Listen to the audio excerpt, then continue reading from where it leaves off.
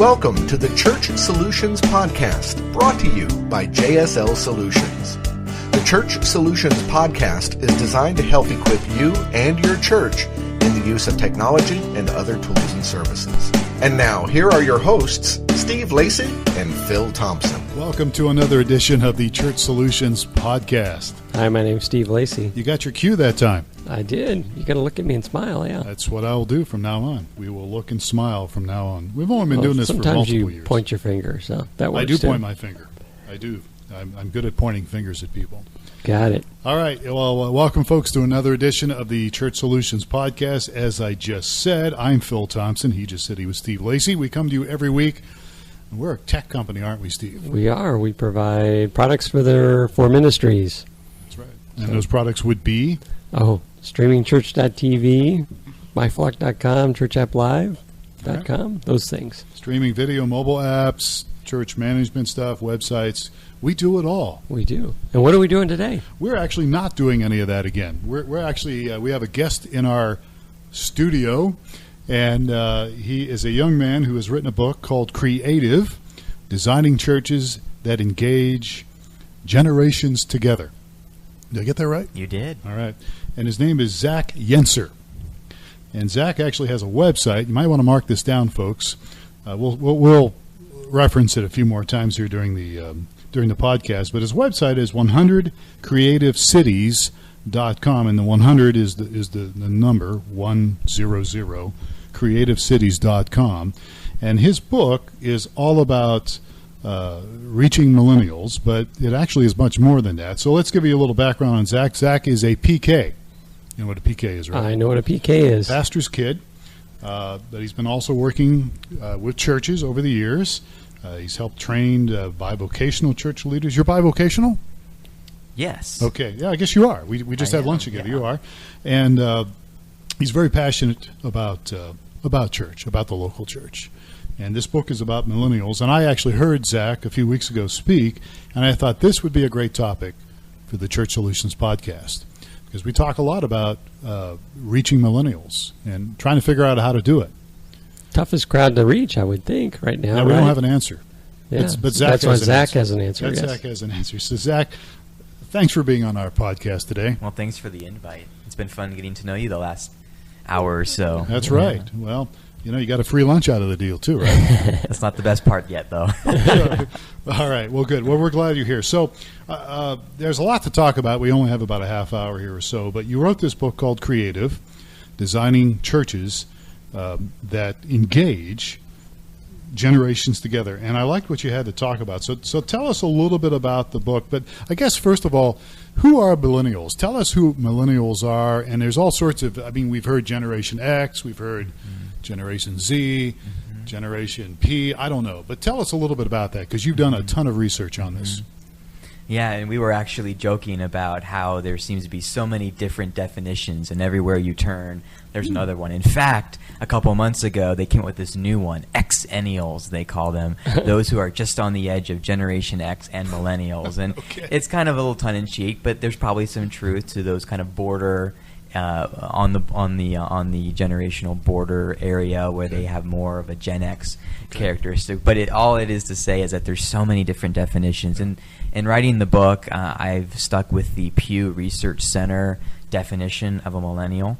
And when they were born up to the oldest, currently, the youngest is 20, and the oldest is 36, 37. And so when we talk about millennials, that's the age range we're talking about. If we're talking about high school or early college students, which often when we think millennials, that's what we're thinking of in our head. Right. That's really Generation Z, which is a whole other generation with their own research and their own how do we connect with them, how do we engage with them.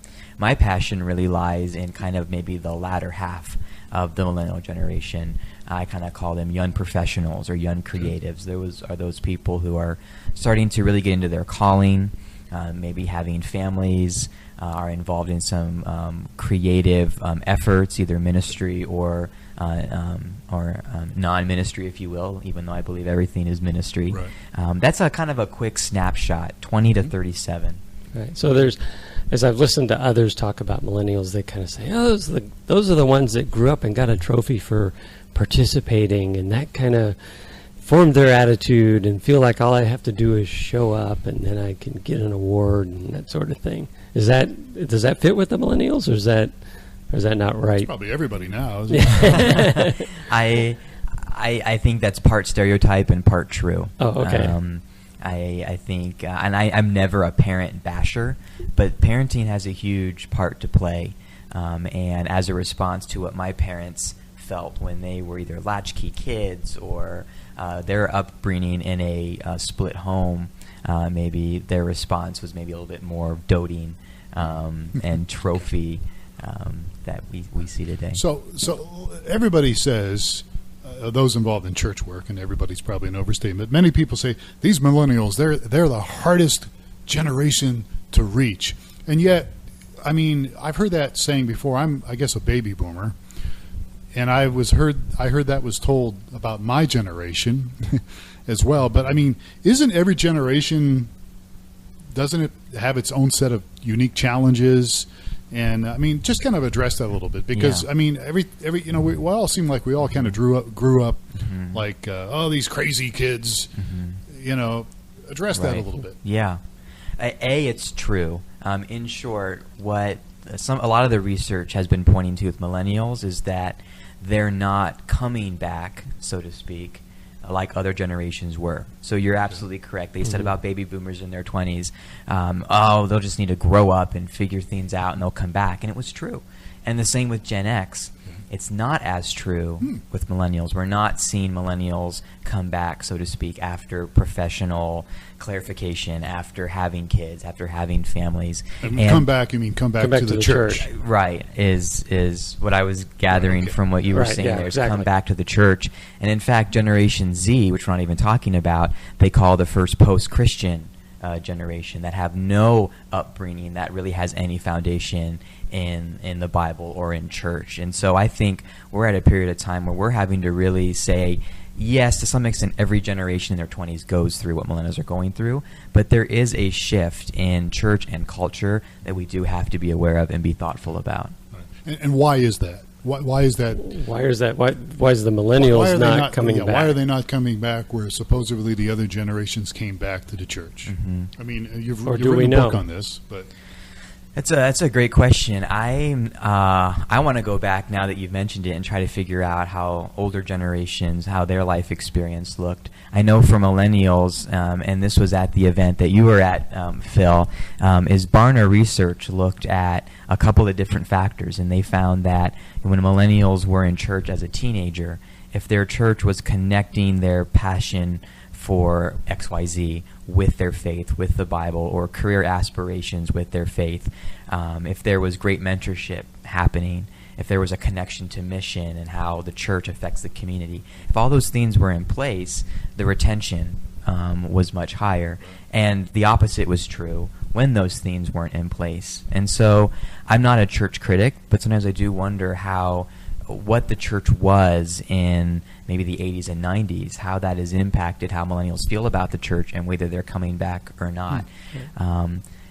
I think the book is not a massive volume. It's a really quick conversation starter, because my passion is to have these conversations, not always have to have the answers, but try to ask these questions and figure out what's going on. So one of the keys I had heard was that the millennials need you talked about a mentor figure, or it's just an older adult that was fully invested in the faith and that they could relate to and had some common ground with.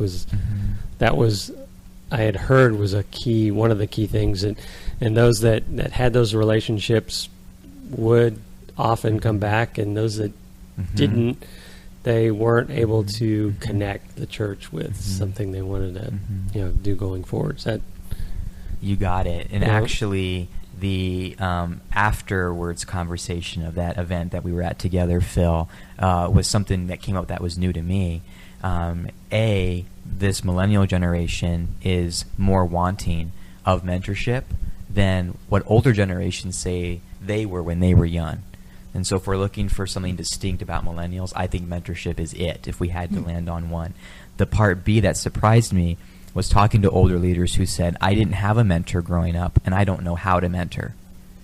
And that was new to me, that kind of humble personal assessment of themselves to say, I get it, I just don't know what it looks like. And I had always assumed that you get wiser, experienced individuals in a room with younger people who want to be together with them, that mentorship would just happen. Mm-hmm. I'm not sure that's the case. So that's something I'm diving into a little bit more now because of how important this topic of mentorship is. Interesting. So in the book here that you've written, Creative, and it's available, what, Amazon? It's on Amazon. Okay. Yep. So Creative, Designing Churches That Engage Generations Together is the full title of it here. Now, you say that throughout history, throughout time, that churches, organizations, cities, companies, they've changed their world by being intergenerational. Mm-hmm. Is that a word? I guess it is, right? Is. Because it's in your book. It is. So it must be a real word. It's All right, so it's a real word. intergenerational. So talk to me about intergenerational and how that works. Yep. And how to make it work. Yep. The quick story, and I can make it 30 seconds or less because I know we're on a car drive timeline. We got a little bit of time. Go ahead. The metaphor that starts out the book is looking at these small workshops called bodegas that started the Renaissance. It's about 100 years prior to this Renaissance that changed at least the Western world. Right. You had these shops focused on the arts and design and culture, and you'd have a master artisan who would head that shop up. And he would, and it was rarely a she, he would have a group of younger apprentices who he would say, come in and learn woodworking. So they would come in and learn woodworking. The cool part about these bodegas is that they didn't micromanage the apprentices. In other words, throughout the process, the younger apprentice might say, you know what, I'm really into sculpture.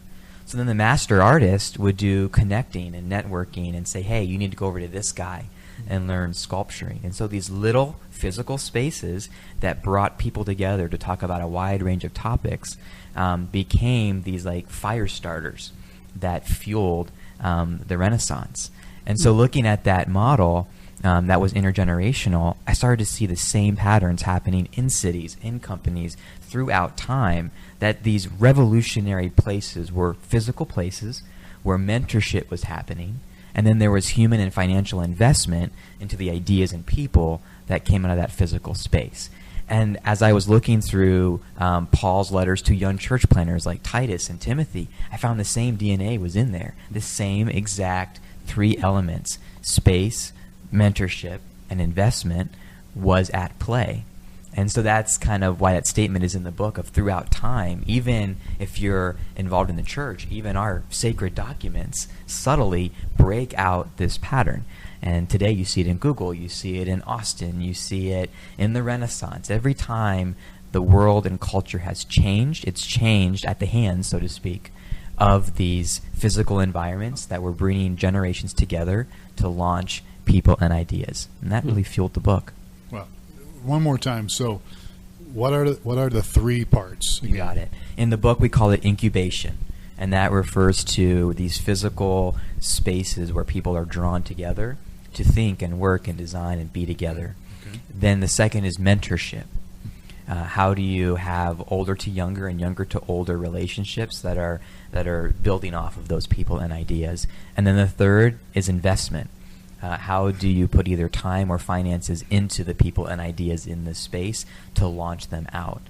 Incubation, mentorship, and investment. Fascinating. Yeah. So with incubation, we got church leaders listening to this, and they think, "Oh, that makes sense." But what are some examples of something a church could do to create those physical spaces, or does it even need to be at the church? Mm-hmm. Maybe somewhere else the church sponsors, or you have ideas of what that should look like, or what it's looked like where it's worked, or. Yeah, I think it can be a sponsored place that is off-site. But I think what could be exciting to church leaders is that your physical space, your church space, small or large, is a valuable Monday through Saturday convening place. Mm-hmm. And outside of just the realm of planned, programmed ministry, which is necessary. This is not an either-or. So outside of what is in the church bulletin, so to speak, how available and how open is your church Monday through Saturday for older and younger people to come together. And not just to come together even randomly, but if there's a person who's interested in the tech space, in the engineering space, who's trying to figure out how their faith connects with their work, can they hang out with Phil and Steve Monday through Saturday? And how is the church a convening place where that can come together? I was fascinated, my last thing on this, I was fascinated by an architect who told me that there was a time not too long ago where most town and cities' code was that the church steeple had to be the tallest part of the city or the town. Ordinance said that you couldn't build a building larger than the steeple. And that reflected the importance of the church as a physical environment. Well, there were some positive church movements that said, well, we're really the hands and feet of Jesus, so ministry is us.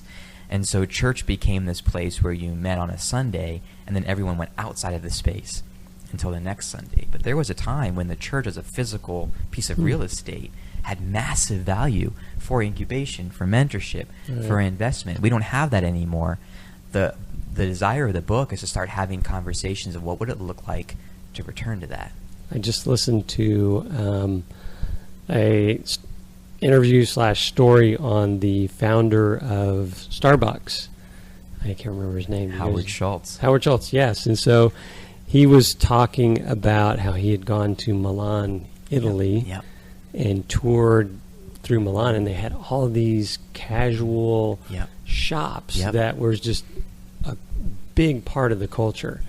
And his vision was that we could do that in the U.S. We don't have that place. And so he said he wanted to establish this physical place that was between the office and the home. Third space. The third space, yes. I guess you know all about this. No, we are completely vibing. Please keep going. Yes. I was just realizing that he really has succeeded because, as we meet with different people or something, it's always, we can't meet at McDonald's because that's not going to work.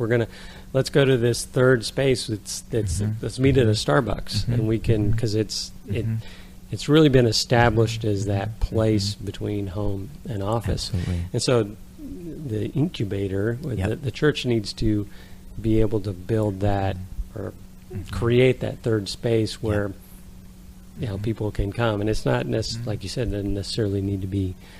It can be a sponsored place, and it's not a, come and we'll extend our Sunday school lesson in this third space. It's where you do life, and so interesting. So you're advocating the coffee shop ministry now? Well, I'm connecting what I heard about what Howard Schultz had mentioned about wanting to create a third space, and I was thinking they did it. I never, before I listened to this book, I didn't really think of it Starbucks that way, but they created this little incubator place that everybody's now addicted to. So, and the product as well.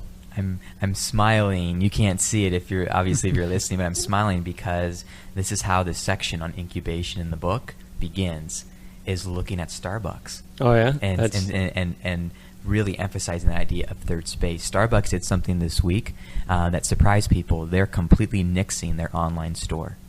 Oh, because they said our business is third space, not even coffee. Our business is this physical environment where people come to gather in between home and work. One of the largest restaurant companies in the world just made the decision Steve was talking about to double down on the value today of a third space. Yeah, and you just mentioned we can't see you smiling here. If you could see Zach here, you'd recognize that he too is a millennial. So he speaks from authority, not only from the book he's written, but that he is one of the millennials we're trying to reach. Yeah, absolutely. All right, so let's talk about. We've got a few more minutes here. Most of us have an idea on mentoring, so let's skip that for a moment. But let's go to the investment part of this third. What do you call it? The third part. Yep. Talk a little bit about the investment. When you say investment, what does that mean? Right. There's two things specifically that we're talking about. The one first part that probably comes to mind the quickest is financial investment. We talk about investment, we think of money.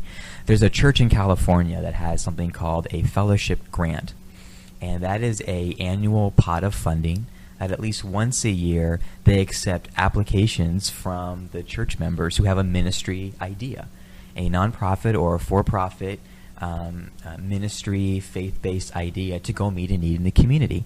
And if you are Jim or Jane in the pews, you can say, hey, I've got this amazing idea. I need this amount of funding, and apply for it.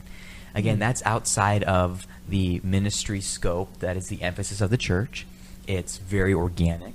It's very unplanned, if you will. It is saying, hey, if you, Jim or Jane, have a great idea, we want to put some of the gas on the fire. We want to help you do that. And so there are actually many examples. Tim Keller is another popular example. He's in New York, and Redeemer Presbyterian put together this Center for Faith and Work. And they have an entrepreneurship night where they are saying, we believe that the work of creativity is a part of our faith, and we're going to fund for-profit and nonprofit endeavors to go out and do that. So that's kind of there's actually some really easy ways that I believe any church could financially invest in congregation-based ideas. In the book, we also talk about, for churches who maybe don't have that room in the budget, don't shut down the idea of investment. There's a human side of investment. I've personally I can track back key points in my life that happened when an older mentor spent 5 hours with me in a coffee shop, or 2 hours with me in a coffee shop, saying, I want to help you get this thing you're thinking about off the ground. I want to connect you to people who might want to support it, and I want to help you flesh it out. There was no immediate return on investment. I wasn't paying them to do this. There was no consulting fee. The person I'm thinking of is incredibly busy in the city, and without being rushed, they sat down and said, I see something in you. I want to help you out.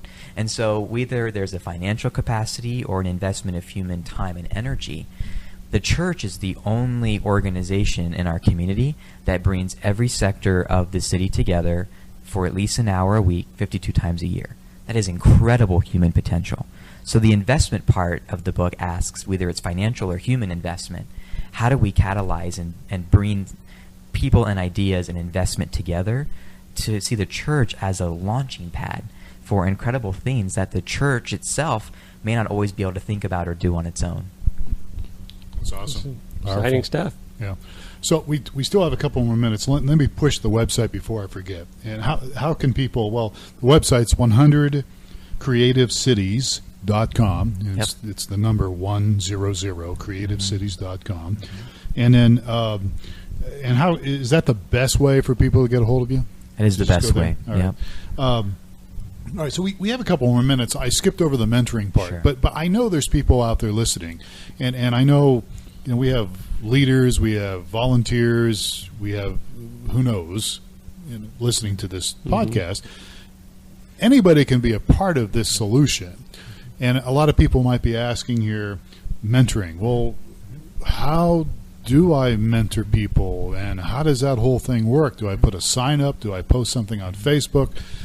I mean, can you give just a couple practical tips here in the next couple minutes how somebody could engage in this part? I got ahead of I got the cart ahead of the horse here with going to the last part, entrepreneur or investment.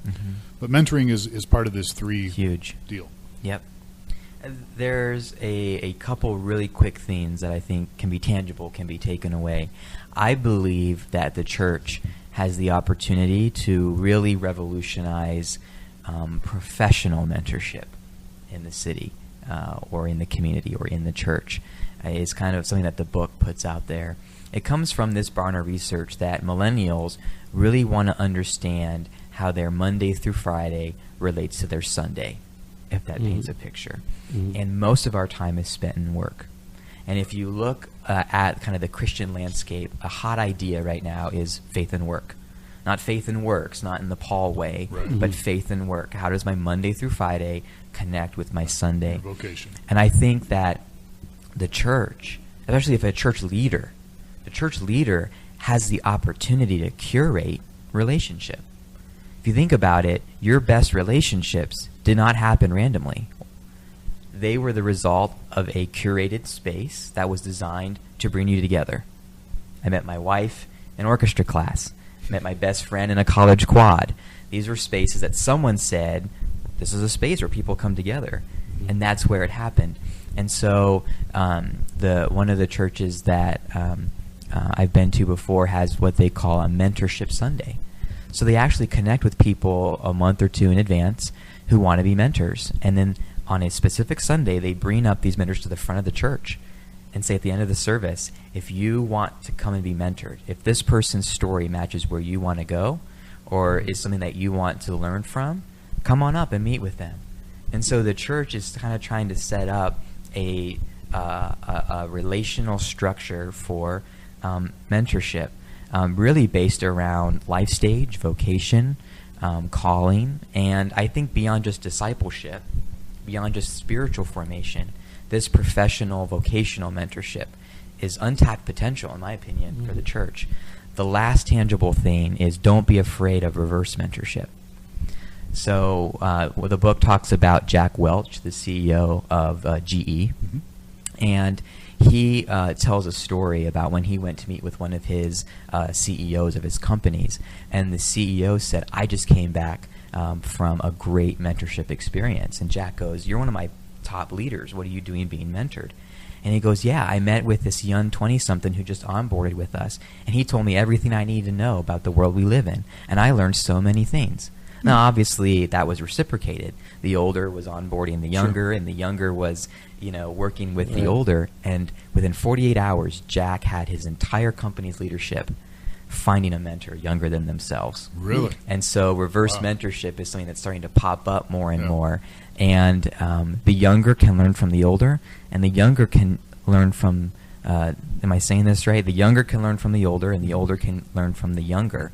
And it goes beyond just the cell phone, right? And it goes beyond the cell or the phone. Remote control, I'm talking to you, Steve. Clearly, it goes beyond technology.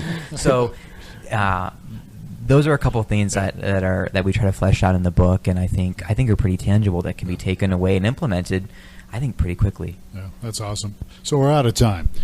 We need to have you back. And we're a tech company, but we love to talk about these things, even outside the realm of tech. Sometime I want to talk to you about what millennials think about tech, but we'll get into that later. So here's how you get the book. Can they get it on your website as well as Amazon? You can go to my website. There's a tab called Book, and it'll take you to Amazon. Well, there you go. That's pretty good. Wherever you head to first, you can get it. What's the website again? www.100creativecities.com. Okay.